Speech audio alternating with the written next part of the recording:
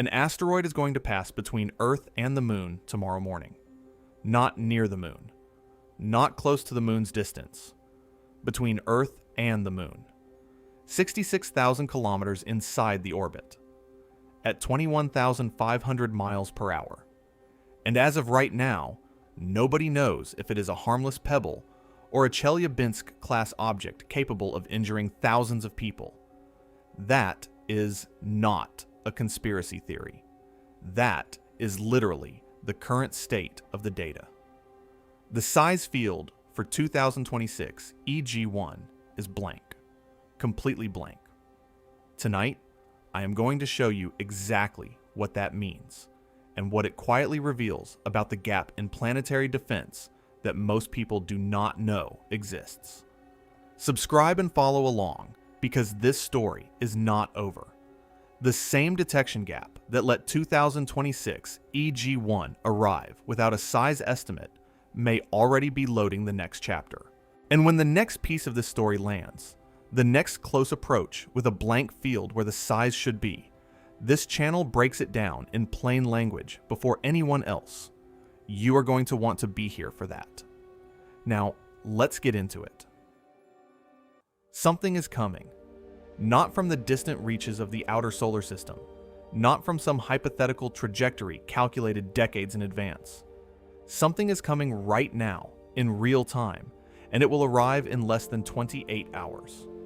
On March 13th, 2026, at 0327 UTC, an asteroid designated 2026 EG1 will pass Earth at a distance of 318,000 kilometers. Write that number down because it matters. 318,000 kilometers. That sounds like a lot until you realize the Moon sits roughly 384,000 kilometers away from us. Which means this rock, this unnamed, barely studied chunk of whatever, will pass closer to Earth than the Moon is right now. About 66,000 kilometers inside the Moon's orbit. In astronomical terms, that is not a near miss. That is a shave. It will be moving at 9.6 kilometers per second. That translates to roughly 21,500 miles per hour for anyone still working in those units. To put that in terms your brain can actually visualize, if you fired a bullet from New York to Los Angeles, it would take about 4 seconds.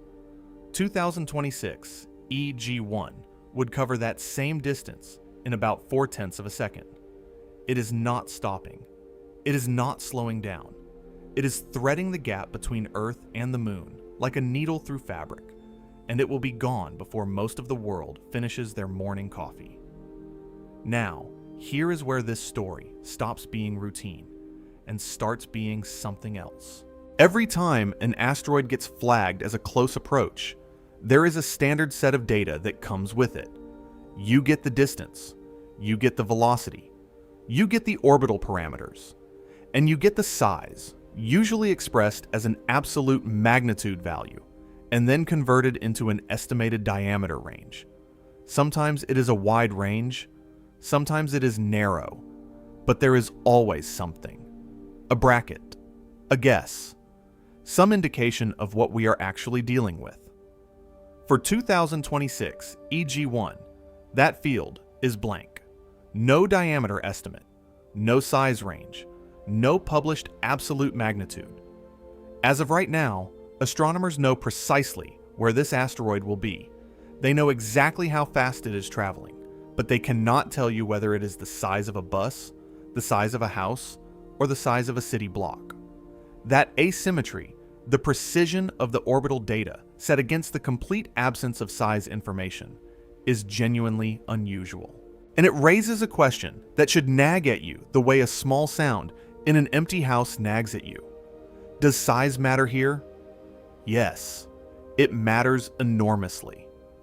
The difference between a 10-meter object and a 20-meter object is not just a factor of 2. It is the difference between a light show in the upper atmosphere and a shockwave that collapses buildings across a metropolitan area. It is the difference between a fireball that gets photographed on someone's dash cam and an event that injures 1,400 people and damages 7,000 structures. Size is everything in asteroid science, and right now, we do not have it. To be clear, 2026 EG-1 is not classified as a threat. Scientists are not evacuating cities. There are no emergency press conferences. The trajectory has been calculated, the close approach has been confirmed, and the conclusion so far is that this object will pass by without incident. But that conclusion is based on orbital mechanics, not on a full physical characterization. We know where it is going. We just do not fully know what it is. And that distinction, that gap between where and what, is the thing that makes this flyby more than just another line in a database. Think of it this way. Imagine a stranger walking directly toward your front door. You can see their path. You can calculate their speed. You can tell they are going to pass close, but probably not knock.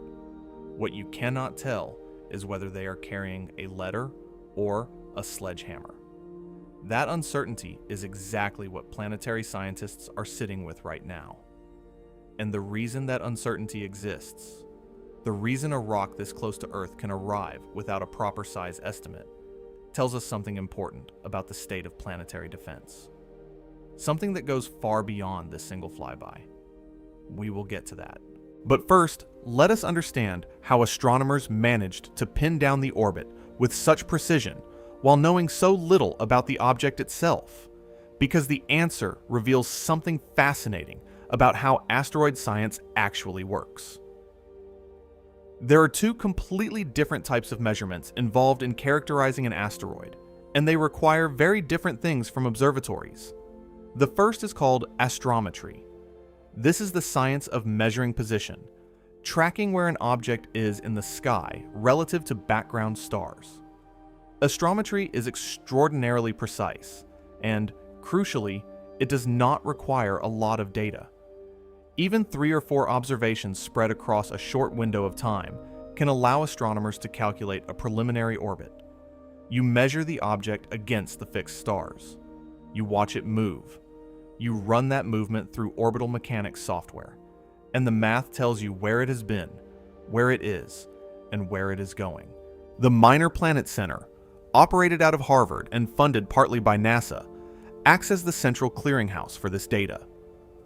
Observatories around the world submit their positional measurements. The MPC processes them, and the results feed into NASA's Center for Near-Earth Object Studies, which maintains the definitive list of close approaches. The system works remarkably well.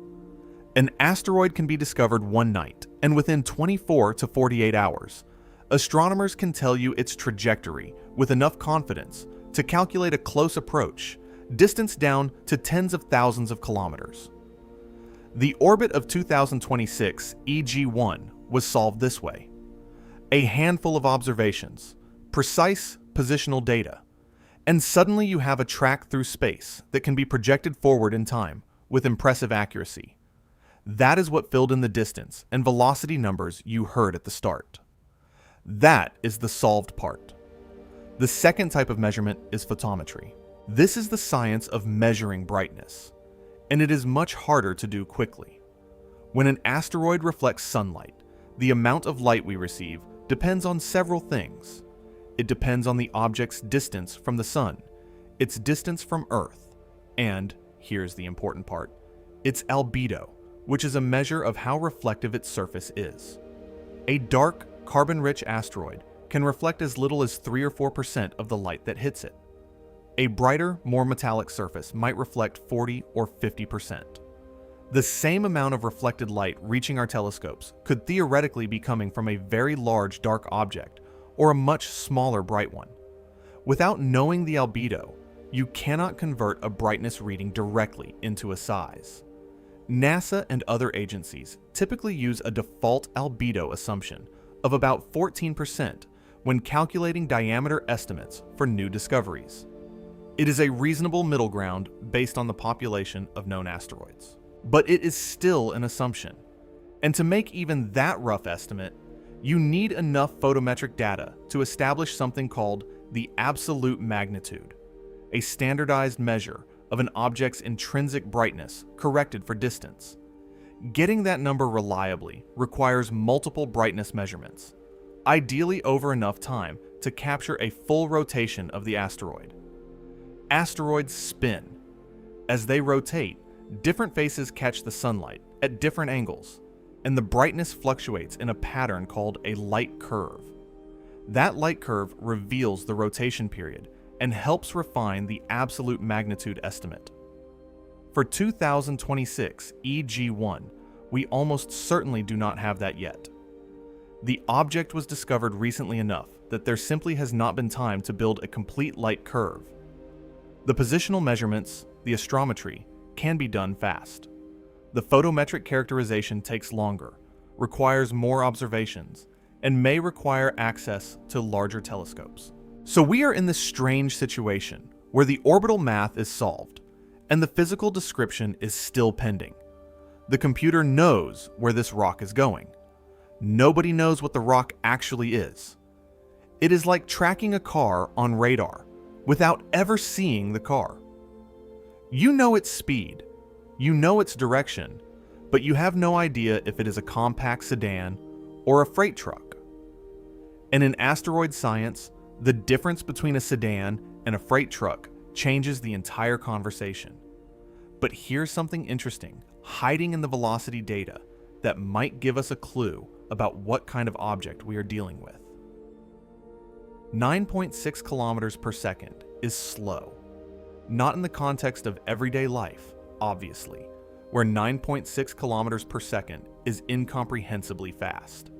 But in the context of asteroid close approaches, it is notably below average, and that tells us something.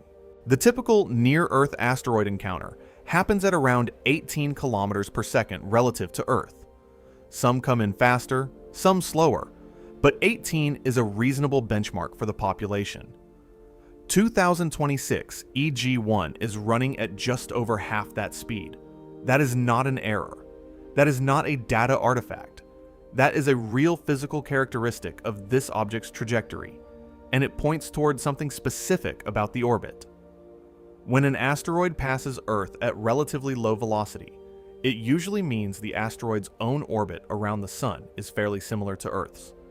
Think about it this way. Two cars on a highway traveling in the same direction at nearly the same speed will appear to barely move relative to each other, even though both are going fast. Two cars in opposite directions on a highway blur past each other at the combined speed of both vehicles. Asteroid encounters work the same way. The relative velocity is determined by the difference between the two orbits, not just by the asteroid's absolute speed. A close approach at 9.6 kilometers per second suggests that 2026 EG1 has a heliocentric orbit, an orbit around the Sun that is not wildly different from Earth's. This is a characteristic shared by a group called the Apollo asteroids. Apollo asteroids are Earth crossers, meaning their orbits bring them inside Earth's orbital path at some point, but they spend much of their time in the outer part of their orbit, further from the Sun than Earth is. Many of them have semi-major axes, just slightly larger than 1 astronomical unit, which is the Earth-Sun distance. Because they travel at orbital speeds close to Earth's own speed, their relative encounters tend to be slower. This matters for a few reasons. The gravitational dynamics of Earth-crossing orbits are fascinating in a slightly unsettling way. Over millions of years, gravitational nudges from Earth, Mars, Jupiter, Venus, all the major planets, can gradually shift an asteroid's trajectory. Some objects get locked into resonant orbital patterns, cycling through the same geometry repeatedly, sometimes for hundreds of millions of years. These resonances can create stable populations of Earth-crossing objects that persist across geological timescales. 2026 EG1 may be one such object, just passing through the neighborhood it has been passing through for a very long time, indifferent to the civilization it is buzzing past. There is a more practical implication of that slow velocity. Slower close approaches tend to be better observation windows for radar astronomy. Facilities like the Goldstone Solar System radar in the Mojave Desert have, in the past, used close asteroid approaches to image objects with remarkable resolution. Radar can reveal an asteroid's shape, its rotation, its surface texture, and yes, its size. A radar image of a passing asteroid can cut right through all the photometric uncertainty and give you direct physical measurements.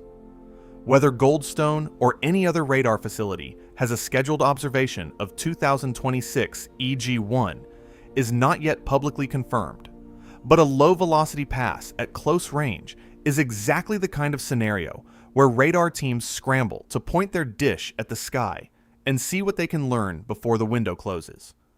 Because the window will close. These flybys are measured in hours, not days. The asteroid arrives, it passes, it recedes, and then it is gone, growing fainter in the telescopes by the hour.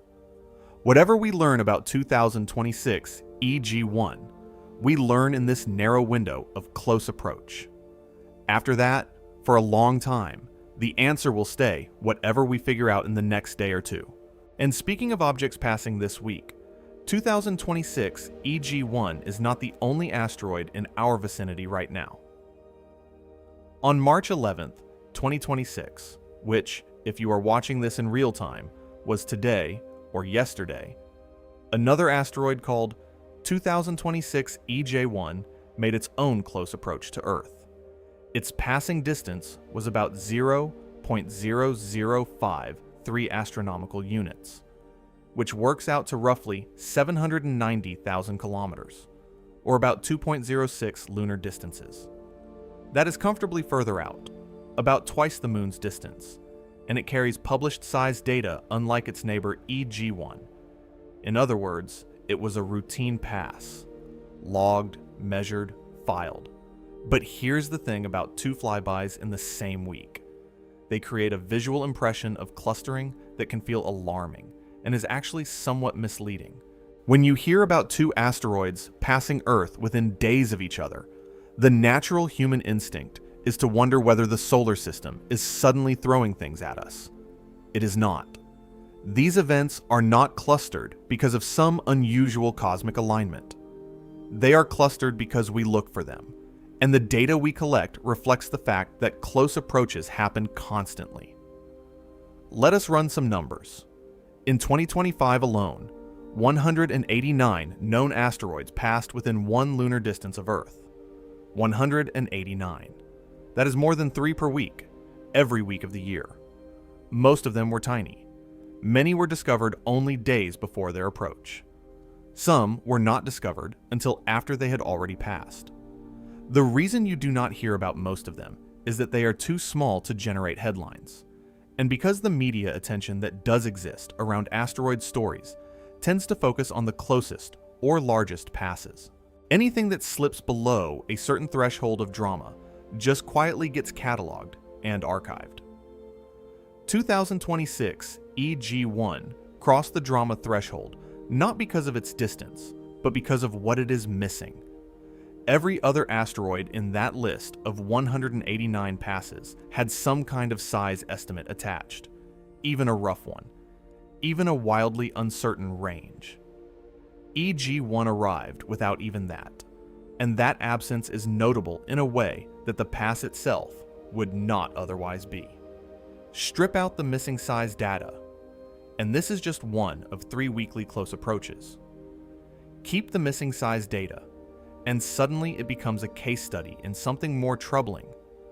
The limits of what our planetary defense infrastructure can tell us about incoming objects in real time. You might be asking yourself at this point, how often does this actually happen? How often does an object get close before we know what it is? The answer to that question has a history, and that history starts with a morning in February of 2013 over a city in Russia called Chelyabinsk. Nobody saw it coming. On February 15th, 2013, a meteor entered Earth's atmosphere over the Ural region of Russia. It was moving at roughly 19 kilometers per second. It was approximately 20 meters across, about the size of a 6-story building flipped on its side. Before any warning could be issued, before any detection system flagged it. Before anyone with a telescope could have done anything about it, the object hit the upper atmosphere, and the physics took over. At an altitude of about 30 kilometers, the pressure became too much. The object fragmented violently, releasing energy estimated at roughly 500 kilotons of TNT equivalent. That is about 30 times the energy of the atomic bomb dropped on Hiroshima. The explosion lit up the sky brighter than the sun. Thousands of people stopped to look. Approximately 30 seconds later, the shockwave arrived, and it did not knock. Windows shattered across the city of Chelyabinsk and surrounding areas. More than 1,400 people were injured, the majority from flying glass. Over 7,000 buildings were damaged. The repair costs ran into tens of millions of dollars, and the object that caused all of this was never detected before it arrived. It approached from the direction of the sun, coming in on a trajectory that placed it inside the solar glare for most of its final approach.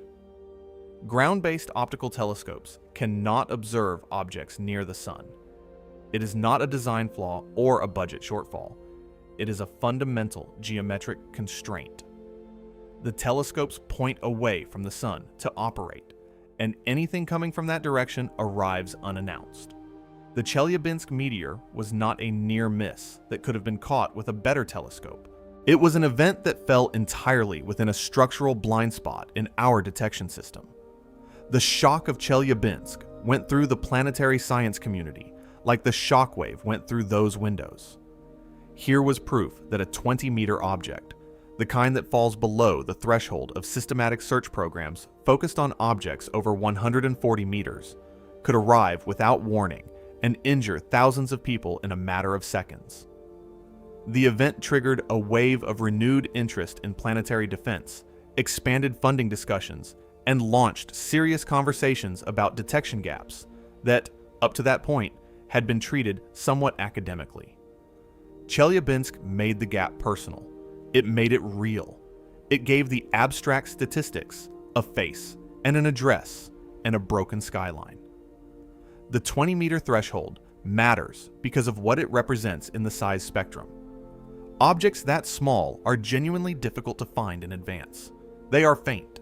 They move fast. They may only be observable for a short window, and if they approach from a certain direction, they may not be observable at all until they are already inside the atmosphere.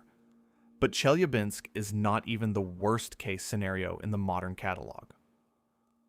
To understand why planetary defense scientists think about this the way they do, you have to understand the geometry of where asteroids can hide. Every asteroid detection system on Earth is built around the same basic requirement: dark sky. Optical telescopes, which form the backbone of asteroid surveys, operate by capturing reflected sunlight from objects against the dark background of space. The fainter and faster the object, the bigger and more sensitive the telescope needs to be.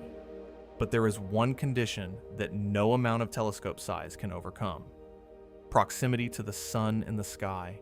When an asteroid is at a low solar elongation, meaning it appears close to the sun from Earth's perspective, the sky background becomes too bright for ground-based optical observation. The glare washes out the signal. The asteroid disappears into the light. This is called the solar elongation blind spot, and it is not a small region. Objects can remain inside the unobservable zone for weeks or months, depending on their orbital geometry. The asteroids most likely to arrive from this direction are those on orbits interior to Earth's, called Aitons and Ateras, as well as any Apollo or Amor asteroid that happens to be approaching on a sun-grazing geometry. Chelyabinsk came from approximately that direction, which means the network of surveys that scans the sky every night, Pan-STARRS in Hawaii, the Catalina Sky Survey in Arizona, the Atlas network across multiple sites, could not have detected it with conventional optical methods regardless of when they looked. The current generation of surveys is genuinely impressive. Pan-STARRS scans large portions of the sky repeatedly every night, looking for objects that move against the background of fixed stars. ATLAS, the Asteroid Terrestrial Impact Last Alert System, is specifically designed to catch fast-moving objects close to Earth with a short warning window. Catalina covers the southern sky and supplements what the Northern Hemisphere surveys miss. Together, these systems have revolutionized asteroid discovery rates. They find thousands of new near-Earth objects every year, but they all share the same blind spot. They cannot point toward the sun. And that means a fraction of the potentially threatening population remains invisible to them by geometry alone. The proposed solution has a name: NEO Surveyor. It is a NASA space telescope designed to operate at the L1 Lagrange point, a gravitationally stable spot between Earth and the Sun. From that position, NEO Surveyor would be able to observe the sky without the solar background interference that plagues ground-based systems. It would detect asteroids using infrared radiation rather than visible light, which means it could find dark, carbon-rich objects that reflect almost no visible sunlight, the class of asteroid most likely to be missed by current surveys. Its goal is to detect 90% of near-Earth objects larger than 140 meters within a decade of operation. The planned launch window is somewhere in the 2027 to 2028 range, assuming funding and schedule hold. Until then, the blind spot remains. It is not a secret. Everyone in planetary science knows it exists. But knowing a gap exists and being able to close it are very different things. And the gap is not just in the direction of the sun. There is a deeper population problem that goes beyond geometry. When you ask how many asteroids are actually out there, the answer is genuinely uncomfortable. As of now, astronomers have cataloged roughly 37,000 near-Earth asteroids. That sounds like a lot. It is, in fact, a scientific achievement worth celebrating. The product of decades of systematic sky surveys, international cooperation, and increasingly sophisticated automated detection algorithms. Among those 37,000 are about 2,533 objects classified as potentially hazardous, meaning they are large enough and in orbits close enough to Earth to warrant tracking. For objects over 1 kilometer in diameter, the threshold for a truly civilization-scale event, we believe we have found the great majority of them. That category of threat is probably well mapped. If a 1-kilometer asteroid had Earth in its crosshairs, we would almost certainly know about it decades in advance. But here is where the catalog breaks down. Smaller objects are dramatically underrepresented in our data, not because they are rare, because they are common in ways that challenge the imagination. Estimates from researchers modeling the near-Earth object population suggest that there may be on the order of 40 million near-Earth objects under 30 meters in diameter. 40 million. We have cataloged roughly 37,000 near-Earth asteroids total. The gap between what we know and what exists is not a small percentage rounding error. It is several orders of magnitude. The objects in that uncatalogued range, say 10 to 50 meters, are precisely the objects that produce Chelyabinsk-type events. They are too small to cause regional catastrophe on their own, but large enough to injure thousands of people, collapse roofs, shatter infrastructure across a metropolitan area. Their orbital periods may bring them close to Earth repeatedly over centuries. They exist in enormous numbers in the near-Earth environment, and the vast majority of them have never been seen by a telescope. The detection problem scales with size in a brutal way. Smaller objects reflect less light. They move faster across the sky during close approaches. Their observation windows are shorter. A 50-meter asteroid approaching Earth might be detectable for weeks if it comes from the right direction. A 10-meter object on the same trajectory might only become detectable within days of closest approach, and only if a survey telescope happens to be pointing at exactly the right patch of sky at exactly the right time. Most will never be found before they arrive. Some will be found only after they have passed, and some will not be found at all until they enter the atmosphere, which has happened more recently than you might expect. In 2025, an asteroid now cataloged as 2025 TF passed approximately 428 kilometers above Antarctica. To provide some context for that number, many Earth observation satellites operate at altitudes between 400 and 600 kilometers. This object passed closer to Earth's surface than some of our own hardware in orbit. It was not discovered before its closest approach. It was identified afterward, when automated survey systems processing archived sky data found its trail in earlier images and reconstructed the trajectory retroactively. This is a category of discovery that does not get as much attention as it deserves: the post-flyby detection. It happens more often than most people realize. Survey telescopes collect enormous amounts of data every night, and the processing pipelines that analyze that data looking for moving objects are good, but they are not instantaneous. Sometimes an object moves through the field of view too fast for the automated system to flag it in real time. Sometimes it is too faint. Sometimes the geometry is wrong. The object passes, and then days or weeks later, a pipeline somewhere finds the track in archived imagery, and the discovery gets officially filed with the Minor Planet Center as a retroactive close approach. There is also a class of discovery that begins not with a telescope, but with an explosion. Some small asteroids are first detected by space-based sensors, registering an atmospheric event, a sudden infrared signature, a pressure wave, a flash of visible light.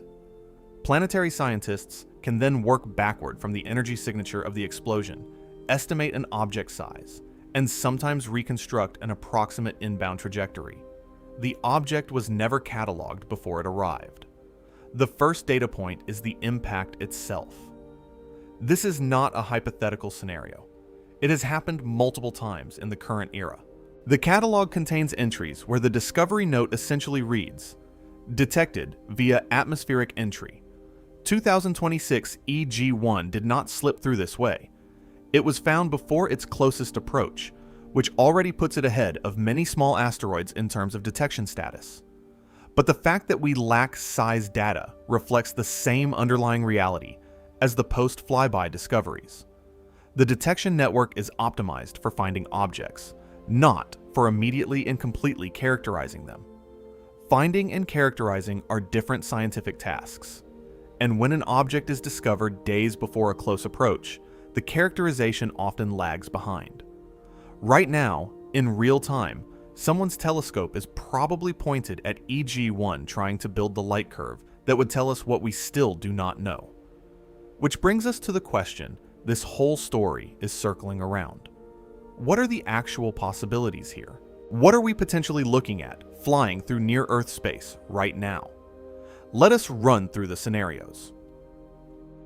If 2026 EG1 is under 10 meters in diameter, then this story ends quietly. Objects in that size range almost always disintegrate completely in Earth's upper atmosphere before reaching the ground. The atmosphere is a formidable barrier, a column of air 50 miles thick that has been shielding this planet's surface from space debris for 4.5 billion years. A 10-meter asteroid entering the atmosphere at these velocities encounters a wall of pressure that exceeds its structural integrity almost immediately.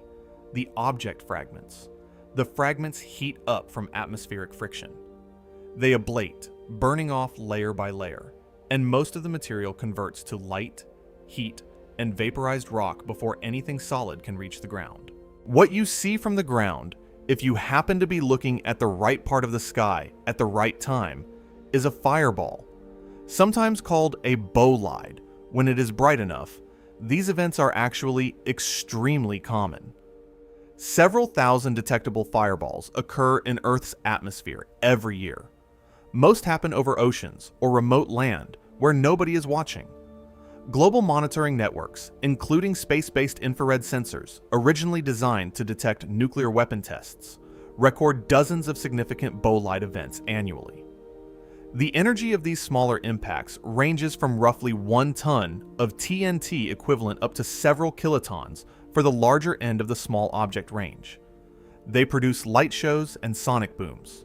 Occasionally, they scatter meteorite fragments across the ground, pieces that sometimes survive the trip through the atmosphere, and land as scientifically valuable rocks that researchers will pay good money to analyze. In the scenario where EG1 is in this small category, the flyby tomorrow passes without incident, and even if the trajectory were somehow different and the object entered the atmosphere, it would light up the sky over whatever ocean it crossed, and that would be the story. Harmless. Scientifically interesting if anyone got a clean recording. Not a headline in any meaningful sense, except as a fireball report filed with the American Meteor Society. The challenge is that without the size estimate, we are working in probabilistic space. Based on the general population statistics for near-Earth objects of this orbital type and discovery profile, small seems most likely. But most likely is not the same as certain, and there is a second scenario that requires a more serious conversation. Assume for a moment that 2026 EG1 is somewhere in the range of 15 to 30 meters. The physics change substantially at that scale. An object in that size range carries enough mass and velocity to survive the initial atmospheric entry phase intact, long enough to compress the air in front of it to extraordinary pressures.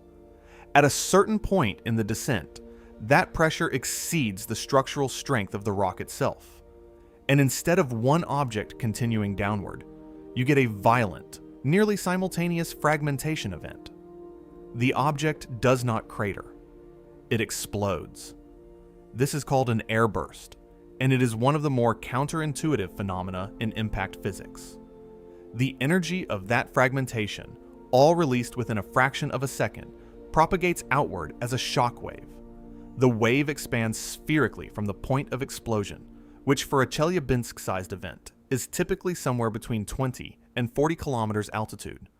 By the time that wave reaches the ground, it has spread across hundreds of square kilometers of surface area.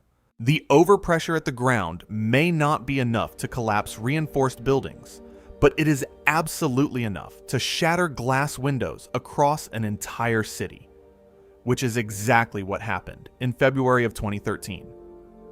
The injuries from Chelyabinsk were almost entirely caused by glass. People heard the explosion was coming. They saw the bright flash, and they went to the window to look. The shockwave arrived 30 seconds later and sent that glass inward at lethal velocities. A 500 kiloton airburst over a populated urban area would be a mass casualty event, not from the fireball, not from radiation, from overpressure and glass. Emergency rooms across the affected area would fill with shrapnel wounds within minutes. Infrastructure damage would be significant. Recovery would be measured in months and years, not days. For 2026 EG1, there is no trajectory geometry that threatens an atmospheric entry on this pass. It is flying by, not falling in. But the exercise of scaling the consequence against the unknown size is not paranoia. It is the exact calculation that planetary defense scientists do routinely to understand what the risk profile of an uncharacterized object actually looks like. You identify the object. You look at the flyby trajectory. You look at what happens if future orbital evolution brings it back. And the answer to all of those questions changes depending on the number that is still missing from the data. There is a third scenario, one that represents the ceiling of what EG1 could theoretically be, and it requires a trip back to a morning in Siberia in 1908. On June 30th, 1908, something arrived over the Podkamenaya Tunguska River in what is now the Krasnoyarsk region of Russia. Nobody was living directly under the trajectory. There are disputed accounts of indigenous Evenki people close enough to have been knocked off their feet by the shockwave, people whose reindeer were thrown into trees, who described a fireball brighter than the sun tearing across the sky before the world seemed to end. What followed was an explosion estimated at between 10 and 15 megatons of TNT equivalent. For reference, the largest nuclear weapon ever detonated in wartime the bomb dropped on Hiroshima, released approximately 15 kilotons. Tunguska released roughly 1,000 times that energy. It flattened approximately 2,150 square kilometers of forest. Trees were knocked down in a radial pattern extending over 80 kilometers from the center point. Scientists who surveyed the site decades later found a zone of scorched standing trunks directly below the explosion, surrounded by an enormous circle of fallen trees, all pointing away from the center. The object responsible is estimated to have been between 50 and 100 meters across. It did not survive to the ground intact. It exploded in the atmosphere, like Chelyabinsk, but orders of magnitude more energetically. If it had arrived 4 hours later, as Earth's rotation carried the population of St. Petersburg into the impact corridor, the casualty count would have been catastrophic. If it had arrived over London, or Paris, or a modern city, the consequences are difficult to fully imagine from a comfortable chair. Events of Tunguska scale are estimated to occur somewhere between once every several hundred years and once every millennium. They are not common, but in cosmic timescales, once per millennium is basically a continuous reign. Over 10,000 years, that is 10 Tunguska events. Over 100,000 years, 100. The solar system does not observe our calendars or wait for us to be prepared. Now, is 2026 EG1 a Tunguska scale object? Almost certainly not. A 50-meter asteroid reflecting at standard albedo assumptions would typically be detectable somewhat earlier and would be picked up with a brighter signal than what appears to have been observed here. But the asteroids most likely to surprise us are always the ones that do not fit the expected profile. And without a confirmed size, the honest scientific answer is, we are still filling in the blank. The reason that blank is hard to fill in has a story of its own, and it is more complicated than it might seem. In early 2025, the astronomy world was briefly jolted by an asteroid called 2024 YR4. Initial estimates placed it somewhere in the range of 53 to 67 meters in diameter, and early trajectory calculations briefly showed it carrying a non-trivial impact probability for a return pass in the 2030s, high enough to trigger formal risk assessment procedures at NASA's Planetary Defense Coordination Office. Subsequent observations refined both the size estimate and the trajectory, eventually ruling out impact risk for the scenarios being modeled. But the weeks during which that initial uncertainty played out illustrated something important. Even for objects that are on the radar and actively being studied by multiple observatories, size estimates can carry large uncertainty ranges. The tools for measuring asteroid size are genuinely difficult to apply under real-world time pressure. Radar provides some of the most precise size measurements available for nearby asteroids, but radar observations require advanced preparation. Access to a facility capable of transmitting a radar signal powerful enough to reach the target and detect the return signal, and a close approach geometry that makes the signal strong enough to be useful. The Goldstone facility in California and the Arecibo telescope, which sadly collapsed in 2020, were the two primary radar astronomy tools for this work.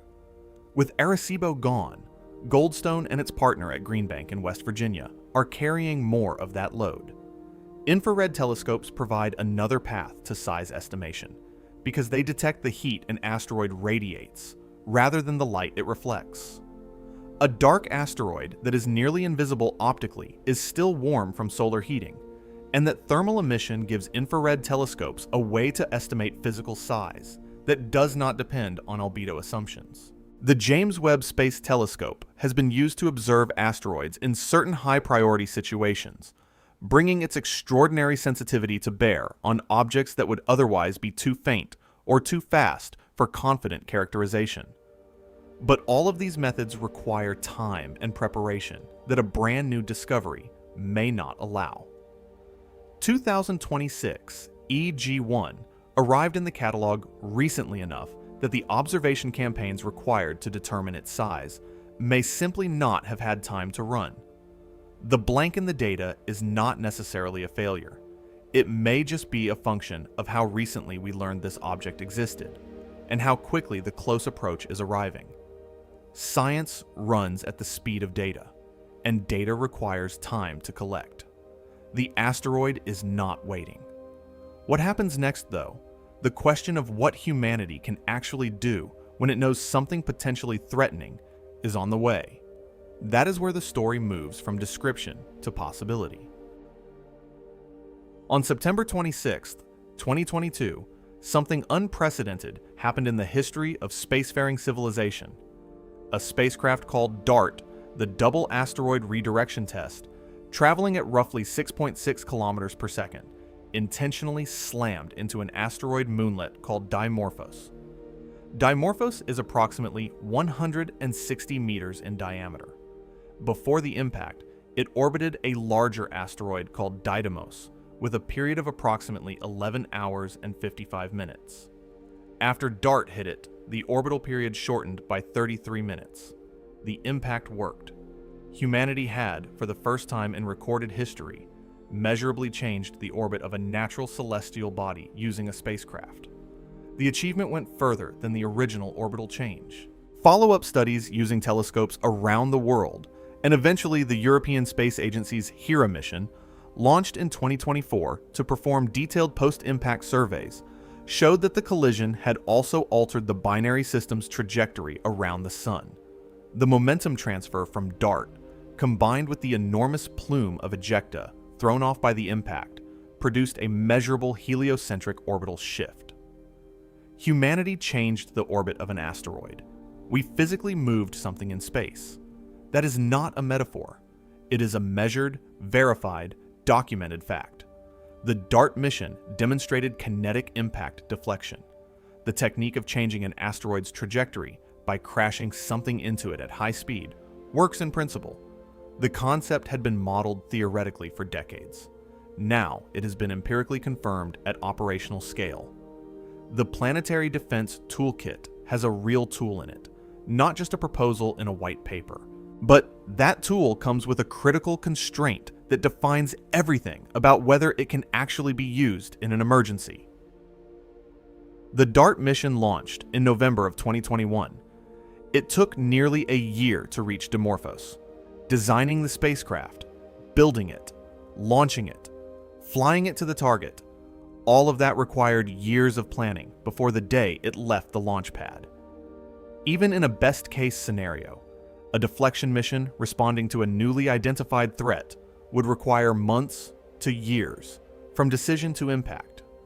You need to design or adapt a spacecraft to the specific target.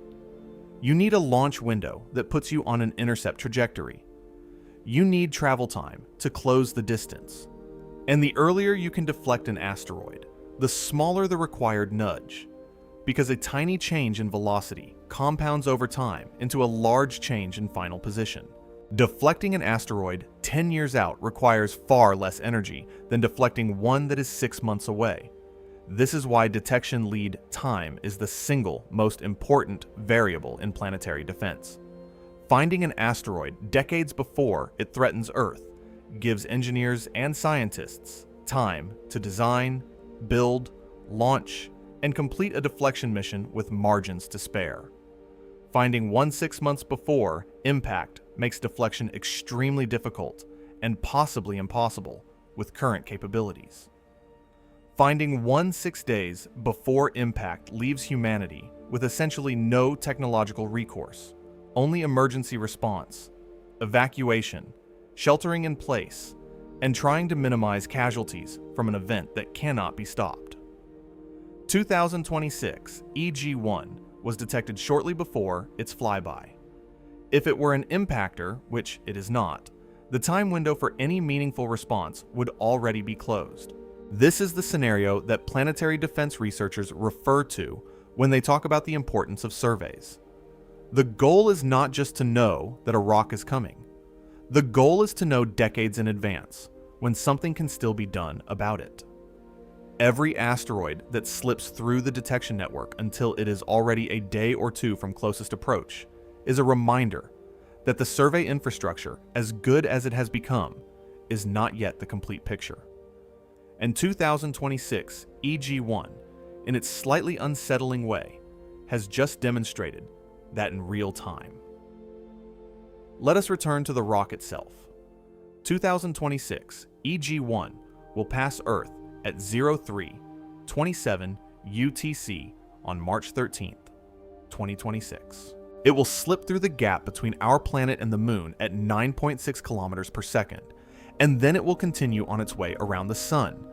And whatever it is, whatever size it turns out to be, it will be gone from this close approach geometry, receding back into the catalog as a known near-Earth object, possibly with a size estimate finally attached, possibly still without one. It is almost certainly harmless. The population statistics favor small. The velocity profile and orbital type suggest a moderate-sized Apollo asteroid, or a smaller body, probably not a Tunguska candidate. If forced to bet, the rational position is that this is a modest object that will teach us something useful about asteroid science during its brief close approach, and then leave without incident. But the lesson of 2026 EG1 is not really about 2026 EG1. It is about the system that allowed this particular object to arrive at this particular moment without a size estimate. Detection technology is improving at a rapid pace. The number of newly discovered near-Earth asteroids per year has risen dramatically over the past 2 decades, driven by increasingly capable automated survey systems and the expansion of sky coverage to the southern hemisphere. The Vera C. Rubin Observatory in Chile, coming online with its legacy survey of space and time, will detect tens of thousands of new solar system objects each year. NEO Surveyor, once launched, will push detection capability into the solar blind spot that has been a structural weakness in the network since the beginning. The tools are getting better. The catalog is growing faster. But the growth of the catalog also means the discovery of more and more objects in the category, where EG1 currently lives. Recently found, close approach imminent, characterization incomplete. As detection improves, we will find more objects with short warning times, not fewer, because we are filling in the catalog from the top down, the big objects first, the small ones now. And the small ones are the ones most likely to arrive with hours or days of warning. In a sense, EG1 is not evidence of a failing system. It is evidence of a system that is actively finding things it previously missed, and racing to characterize them before they get away. 4.6 billion years ago, the solar system was a different place. Where the planets now orbit, there was a disk of gas and dust slowly aggregating under its own gravity. Over millions of years, that material clumped together. The clumps collided. The collisions built larger bodies, and those larger bodies eventually became the planets we know. But the process was not clean. The leftovers did not disappear. They are still here. Billions of them, ranging from microscopic grains to objects kilometers across, scattered across the inner and outer solar system in configurations shaped by the gravitational influence of the major planets over billions of years of orbital evolution. Asteroids are not exotic visitors from somewhere else. They are the original material of the solar system, the stuff that did not get swept into a planet. They are older than Earth. They were here before the oceans, before the atmosphere, before the first living cell divided in some warm pool of ancient chemistry. Earth moves through this environment continuously. It always has. The collision rate in the early solar system was astronomical. The Moon itself is believed to have formed from debris thrown into orbit when a Mars-sized body impacted the early Earth more than 4 billion years ago. The large impacts became rarer as the solar system cleared over time, but the environment never became empty. Earth still sweeps through a constant flux of small bodies. Most of them are sand grain-sized meteoroids that burn harmlessly in the upper atmosphere. A few are larger. Very occasionally, one is large enough to matter. We live in the first generation of humanity that has begun to map this environment systematically. 65 million years ago, a roughly 10-kilometer object ended the reign of the non-avian dinosaurs without warning, without a catalog, without a defense program. We do not have that excuse anymore. We have telescopes and radar and orbital mechanics software and spacecraft engineers who have proven that deflection works. What we do not yet have is complete awareness. The catalog is incomplete. The blind spot exists. Small objects still arrive without full characterization.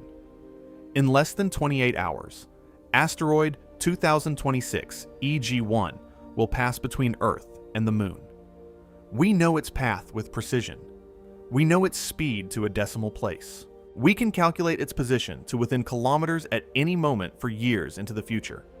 But astronomers are still working, right now, tonight, at observatories around the world to answer what should be the simplest question about any asteroid. How big is it? The fact that we can solve the orbital mechanics before we can answer that basic question says something about where we are in the history of planetary defense. We are good at finding. We are getting better at understanding. And the gap between those two things, the gap between knowing where something is and knowing what it is the gap that defines the era we are currently in. Space is not quiet. It is full of things we have not yet named, moving toward us on schedules we are still learning to read. The map is not finished. It may never be finished. But tonight, at least, we are watching.